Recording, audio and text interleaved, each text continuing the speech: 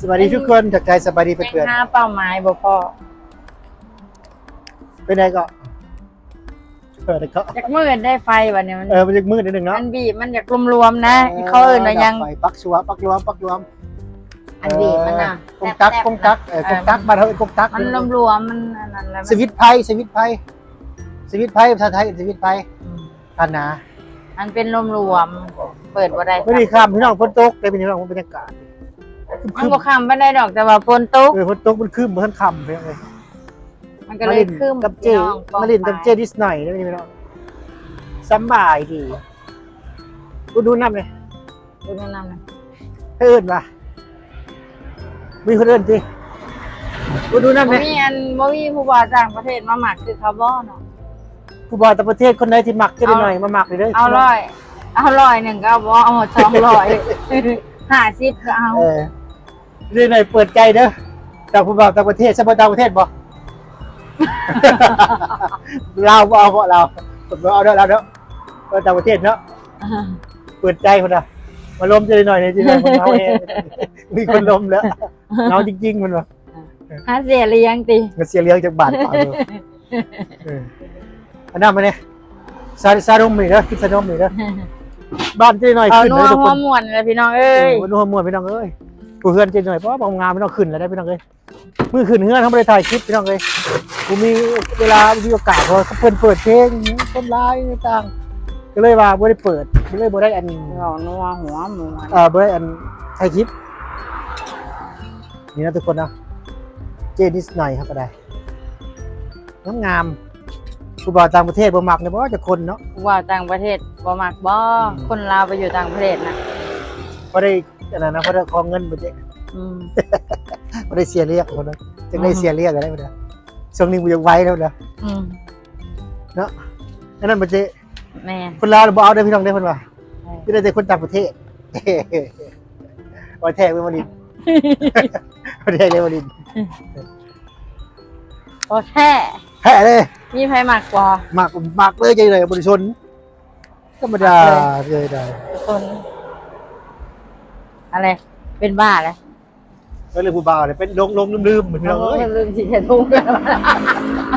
เรื่องผู้บ่าวบ่ได้แล้วกินน้ำกินในกับพี่น้องเอ้ย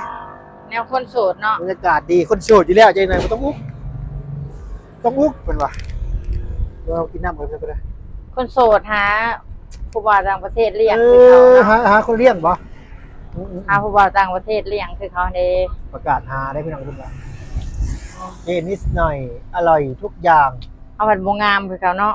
งามแล้วสำเร็จกับผู้บ่าวต่างประเทศมากกว่านี้แล้วนี่ นี่มักบ่หุ่นไปนี่บ่ หุ่นอยู่แล้วนี่เป็นมากมัน หุ่นตุปูติปินี่มักอยู่บ่ เป็นมุตมิก็ได้อยู่ได้เพิ่นว่าเป็นมุตมินี่ คือบางทีนี่ฮะ นี่ เนาะ ห่านน้องสาวจะได้หน่อยฝากมาได้พี่น้องเดี๋ยวมื้อหน้าสิชวนจะได้ไปหากินตามห้านได้ปะมึงสิเบิ่งก่อนให้พี่น้องเบิ่งบรรยากาศปากทาง มีแม่น เดี๋ยวห้านน่ะมีถูกตำไปถึงว่าพี่น้อง มี ห้า จุ น ดตำเลยนะ ห้านน้องสาวจะได้หน่อยนะฮะนะมื้อหน้าก่อนสิพาไปกินพาไปรีวิวถ่ายคลิปอยู่หั่นไปบ่มื้อหน้า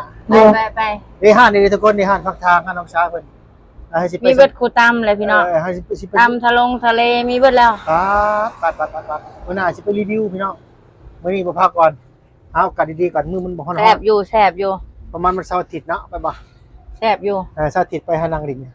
แซ่บอยู่นะ กินตำชวนเจหน่อย เพิ่นก็ ขาย ตำมาดนเลยเด้เพิ่น เจหน่อยมาแซ่บบ่เจ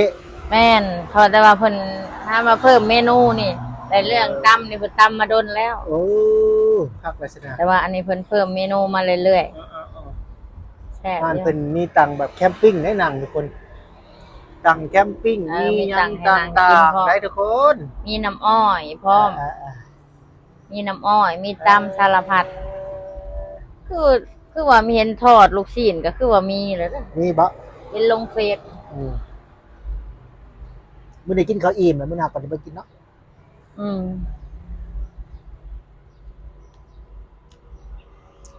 มื้อหน้ากินข้าวมากินข้าวมาให้กินข้าวต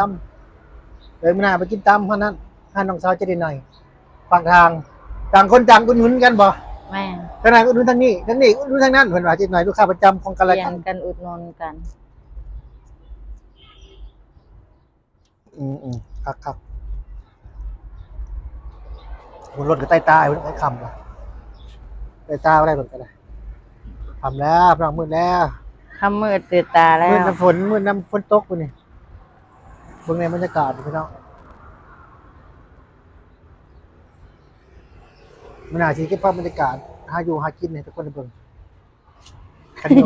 คันนี้หาไปหากินอยู่หันได้บ่เป็นที่อื่นได้หากินอยู่ห้างหากินอยู่ห้างได้บ่เป็นหากินแบบธรรมชาติได้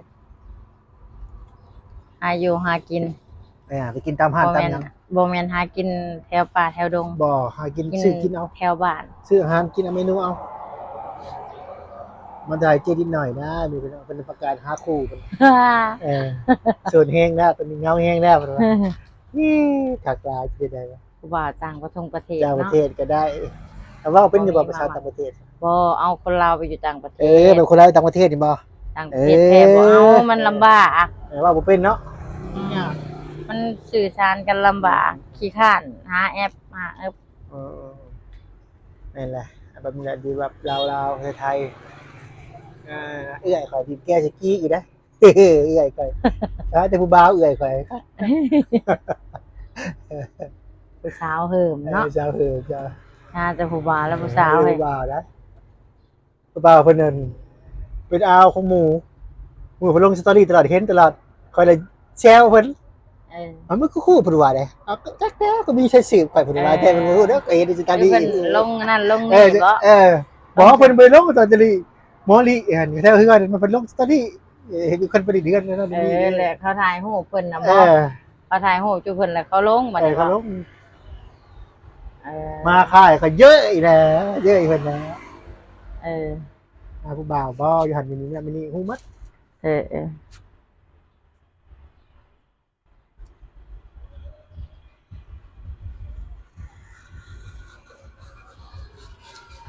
เรื่องของเรื่องเป็นนั่นพี่น้องเอ้ย